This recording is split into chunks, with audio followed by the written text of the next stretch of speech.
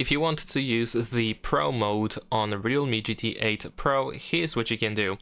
So first, of course, we're gonna open the camera, and in here in the camera we can find the Recoch GR option or camera mode, and in here we have the Pro mode available, so you can use that. Or you can just go to the More section and you can find the Pro mode for photos in here. There's also the Pro video mode as well, but in this case we're gonna focus on the Photo Pro mode. Now in here we can even tap on this eye icon in the upper right corner in order to immediately find out what each of these parameters do, which are available here at the bottom. So to try to keep it short, the EV over here, actually let's start from the left side, so ISO. ISO controls the sensor and how sensitive the sensor is to light. So low ISO keeps your photo clear in bright light, and higher ISO helps in low light conditions.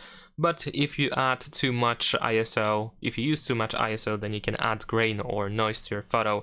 We can move left and right in order to adjust the ISO, but you can also tap on A in order to set it to automatic.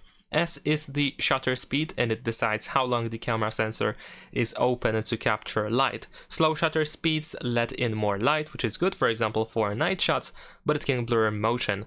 And fast shutter speeds freeze action.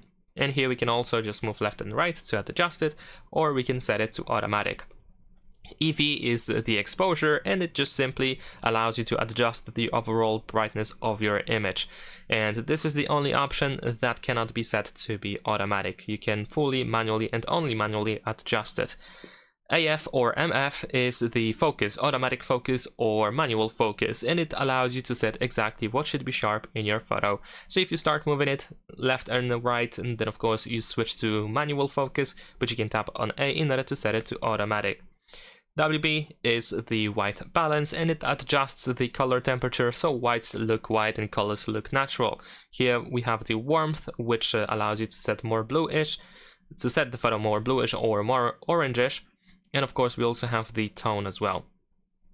There we go. And of course this can also be set to automatic. And that is essentially it. In case you need to go back to these parameters in order to find out what they do, you can always use this eye icon in the upper right corner in here. And that is pretty much it. Subscribe to my channel.